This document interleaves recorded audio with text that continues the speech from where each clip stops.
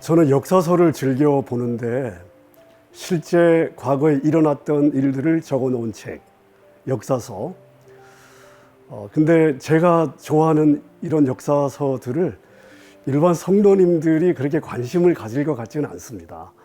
제가 최근에 이제 읽고 있는 책들이 있는데요. 하나가 이 종전의 설계자들이라는 책인데, 이 책은 2차 세계대전이 끝나면서 어떻게 일본이 항복하게 됐으며 항복하게 되는 과정에서 미국 정치, 소련 안에서, 일본 안에서 어떤 일들이 있었는가. 그래서 그게 우리 한반도의 분단과 예를 들어서 지금 독도 문제까지 어떤 영향을 미쳤는가. 그 당시에 깊숙하게 일어났던 역사 자료들을 가지고 그 세 나라 중심부에서 일어났던 일들을 적어 놓은 책이고요. 그 다음에 이 책은 그 이후로 지금까지 한국 정치가 남북한 분단 상황에 어떤 영향을 미쳤는지 적어 놓은 책인데, 제가 이런 책들을 즐겨 읽고 있습니다. 일단 제 성격하고도 좀 많이 연관될 것 같은데, 저는 뭐 소설류 이런 거 별로 안 좋아하거든요. 실제 과거의 인간들이 어떻게 살았는가, 그게 지금 결과를 어떤 영향을 미치고 있는가, 그런 쪽으로 성격적으로, 성향적으로 그런 걸 좋아하고요. 근데 이제 역사서를 읽다가 제가 보니까 많은 역사가들이 다 동의하는 역사의 대전제가 있어요. 역사는 반복된다. 근데 역사는 반복된다라고 하는 전제에 이의를 다는, 동의하지 않는 역사가는 아무도 없는 것 같더라고요. 저는 이제 질문을 좀 잘하는 배 스스로, 역사는 왜 반복될까? 이걸 제가 질문을 해본 거예요. 역사가 발전을 해야 정상인데 역사는 왜 반복될까? 이걸 제가 고민을 하다 보니까 제가 내린 결론은 뭐냐 하면, 인간이 과거로부터 배우지 않는 거예요. 과거 인간의 성공과 실패와 시행착오를 배우면 역사가 발전할 것 같은데, 인간이 배우지를 않아요. 항상 내가 잘났어요, 내가 옳아요, 그냥 내 방식대로 하다 보니까 그 실패한 인간의 역사들이 반복이 되는 거죠. 근데 이 역사가 반복된다는 전제를 제가 보면서 우리 인생을 보니까 우리 부모와 자녀와의 관계가 똑같더라고요. 내가 만약에 중고등부 시절에 부모님이 나에게 해주었던, 너 지금 공부 잘해야 돼, 지금 열심히 해야 돼, 이게 너의 운명을 결정해, 너의 장래를 결정해. 사실은 부모 입장에서는 굉장히 절박한 마음으로 정말 중요한 그런 조언을 했지만, 사실 우리는 자라면서 다 잔소리로 들었거든요. 근데 이제 부모가 되어서 이제 그렇게 살아보니까 정말 너무 중요한 거예요. 그 시기에 예를 들어 공부를 한다는 게. 그래서 이제 우리 아이들한테, 너 이 시기에 너 정말 공부 열심히 해야 돼, 잘해야 돼, 지금 중요해. 근데 지금 우리 아이들 안 듣거든요. 그러니까 부모가 자녀에게 자녀를 위해서 해주는 말의 무게만큼 자녀들은 부모의 그 말을 안 받는 거예요. 그러니까 우리 인생 역사에서도 역사는 반복이 되는 거죠. 근데 제 생각이 여기까지 미치고 나서 가만히 생각해 보니까 이게 하나님과 우리와의 관계에서도 마찬가지라는 생각이 드는 거예요.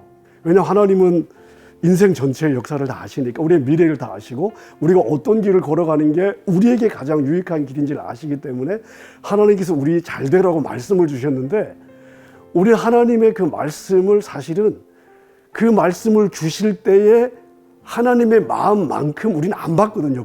요즘은 제가 이런 생각을 하면서 너무 안타까워요. 우리 인생이 참 너무 어리석다.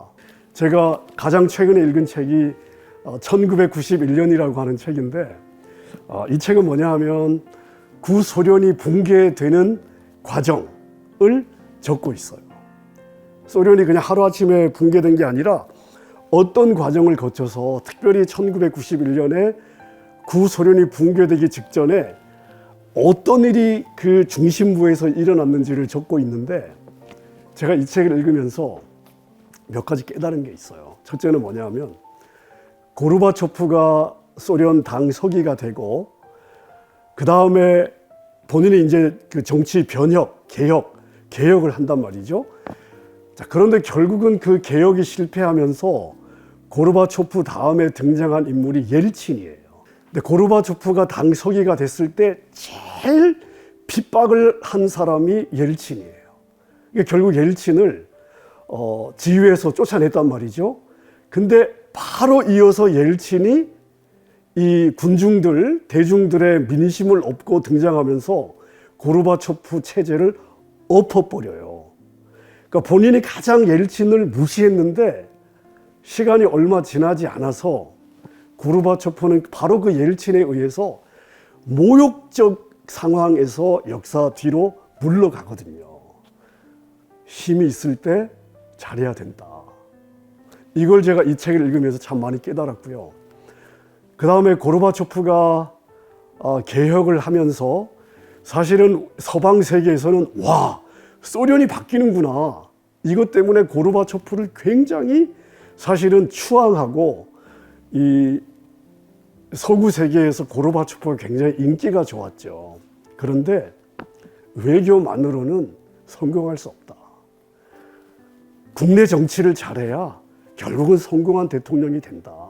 제가 목회자인 저에게 이걸 적용해 보니까 뭐 여러 가지 목회자가 관심을 기울여야 되는 여러 가지 사역들이 있겠지만 하나님이 나에게 주신 교회와 성도들을 영적으로 잘 세우는 것이 가장 중요하고 교회가 건강해야 밖의 사역도 가능하다. 저는 이 책을 읽으면서 다시 한번 제 사역의 우선순위를 제가 확인할 수가 있었고요.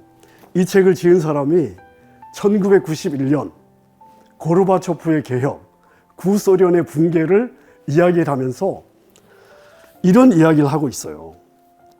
개혁은 지도자가 얼마나 선한 의도와 목적을 가졌느냐, 이것도 중요하지만 더 중요한 것은 뭐냐 하면 그 목표에 이르기까지 그 목표가 달성되도록 주도 면밀하고 철저하고 치밀하게 실행해서 그것을 이루어가는 지도자의 역량이 중요하다.